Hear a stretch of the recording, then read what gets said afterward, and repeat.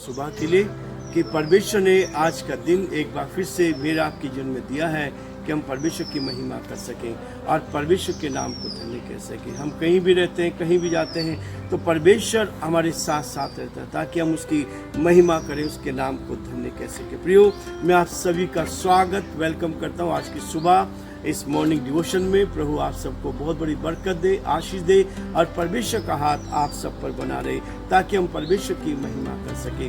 इस समय हम बूंदी में हैं और परमेश्वर का धन्यवाद करते हैं कि परमेश्वर हर कदम पर हमें संभाले रखता है ताकि हम परमेश्वर के साथ साथ आगे बढ़ते जाएं और प्रभु की महिमा करें। प्रियो, जैसे कि आपको मालूम है कि हम लोग इब्रानियों के पत्र का अध्ययन कर रहे हैं और परमेश्वर ने इस अध्ययन में हमारी अगुवाई की। 6 अध्याय को हमने आरंभ किया था। आज फिर से मैं आपके सामने पढ़ना चाहता हूँ ताकि इस वचन को लेकर हम आगे बढ़ते जाएं और परमेश्वर की महिमा करते जाएं। 6 अध्याय में 5 पद से मैं आपके सामने पढ़ूंगा। और परमेश्वर के उत्तम वचन का और आने वाले युग की सामर्थ का स्वाद चख चुके हैं।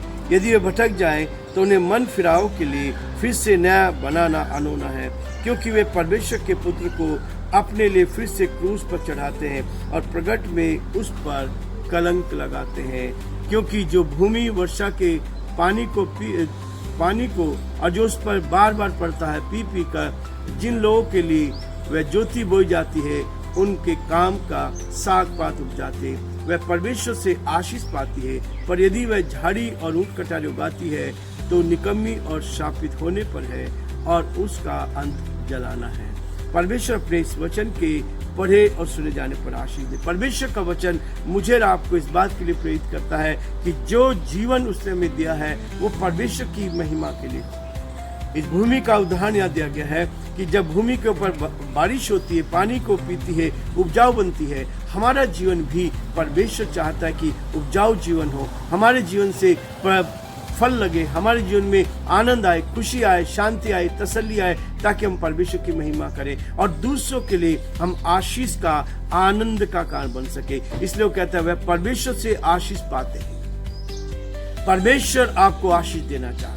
आज का दिन आपके लिए आशीष का दिन है। आज का दिन परमेश्वर आपको बरकत देना चाहता है। आज का दिन परमेश्वर आपको उठाना चाहता है ताकि आप आगे बढ़ते जाएं और परमेश्वर की महिमा करें। और हमेशा परमेश्वर 2 चीजों को कहता है, एक फलवंत है, आशीषित है, लेकिन दूसरा कहता है 8 पद में, पर यदि वह झाड़ी और ऊंट कटारे उगाती है। हमारे जीवन में क्या है? हमारे जीवन में बुराई है, परेशानी, कठिनाई है तो हम क्या करते? किसी काम के नहीं हो सकते। लेकिन यदि हम परमेश्वर के इससे आशीष पाते हैं और फलवंत होते हैं, एक दूसरे के साथ जीवन बिताते हैं, एक दूसरे की मदद करते हैं, एक दूसरे के साथ खड़े रहते हैं, तो परमेश्वर हमें फलवंत करता है और हमें ब्लेस करता है, आशीष देता है। आज का दिन परमेश्वर हमें आशीष का दिन देना चाहता है ताकि हम उसकी आशीष को लेकर दूसरों को बांट सके। और जब परमेश्वर आशीष देता है, जब बर्तन खाली होता है तभी उसमें हम पानी डाल सकते हैं, सामान डाल सकते हैं। यदि खाली नहीं होता है तो परमेश्वर कहता है जो मिला है उसको बांटते जाओ।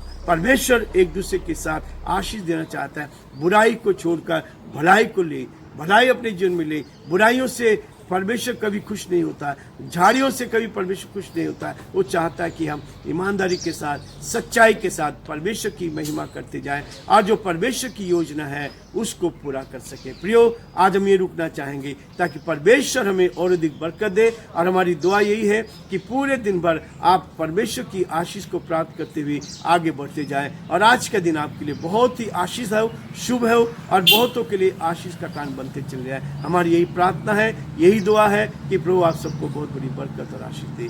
Thank you so much.